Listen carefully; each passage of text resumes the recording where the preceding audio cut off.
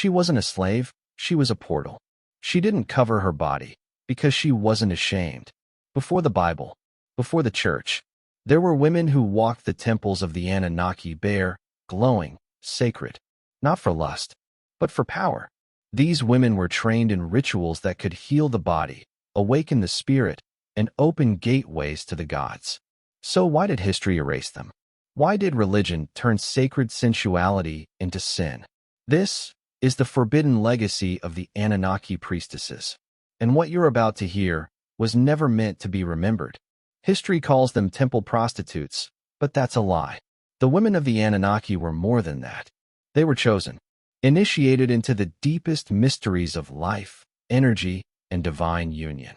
They were known as Natatu, Intu, and sacred daughters of Inanna, priestesses trained to bridge heaven and earth. Their beauty wasn't for pleasure. It was a frequency, the soft curve of a shoulder, the grace in movement, even the rhythm of their breath.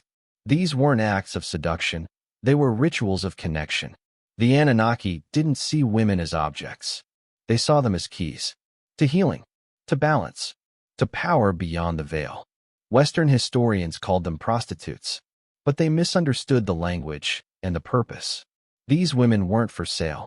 They were sanctified.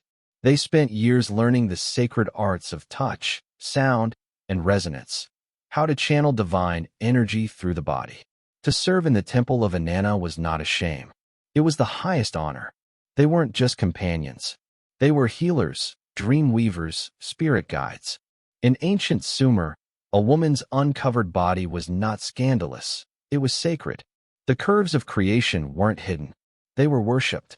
But when patriarchal empires rose, that power had to be silenced. So they rewrote the story. In the heart of Uruk stood a temple unlike any other. It was not a place of worship. It was a gateway.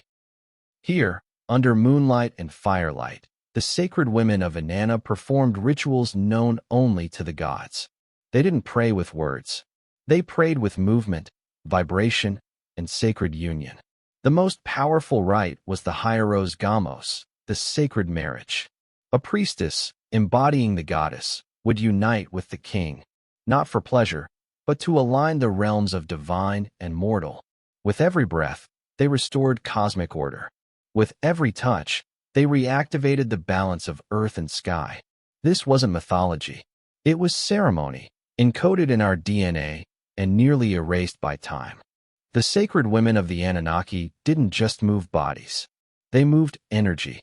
Their rituals were not random acts of intimacy. They were codes, encoded in vibration, breath, and rhythm. Today, science speaks of frequency, but the ancients already knew. They understood that the human body could be tuned like an instrument. Touch was a transmission. Sound was a signal. Pleasure was an indulgence. It was ignition. Through their sacred rites, priestesses could activate dormant strands of DNA, awaken memories buried in the soul, and open portals through emotion, sensation, and stillness.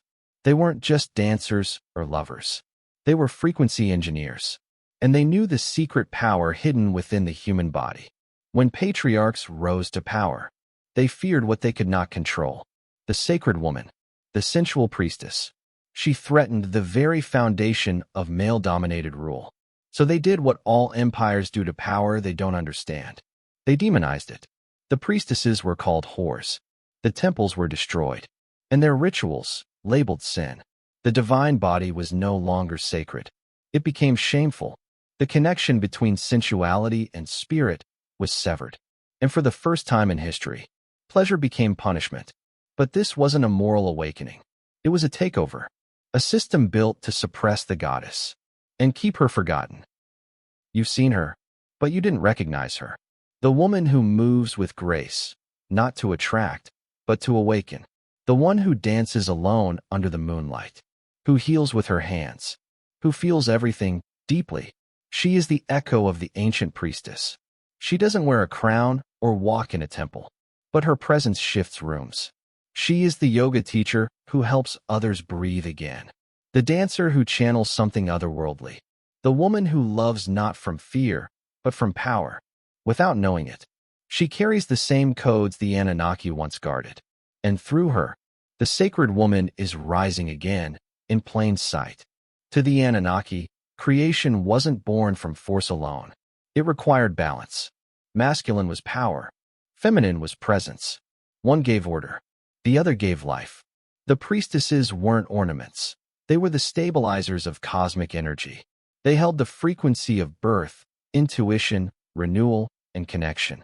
Without them, even gods lost alignment. In sacred texts now lost or hidden, the Anunnaki recorded this law. No king shall rule without the embrace of the goddess. That wasn't romance, it was science. Because the feminine wasn't just a body.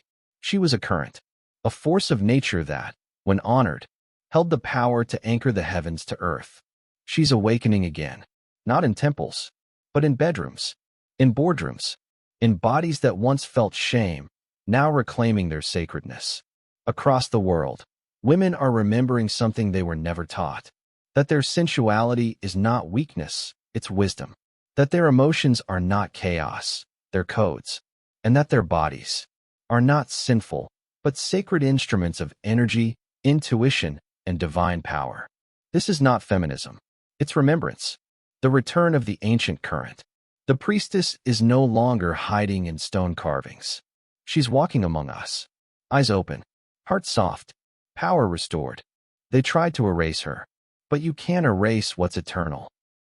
The Anunnaki priestess wasn't just a figure of the past. She was a frequency, still humming in our blood. In every woman who dares to move without shame, who speaks without fear, who loves without limits. She lives again. And in every man who sees her not as a possession, but as a portal to the divine.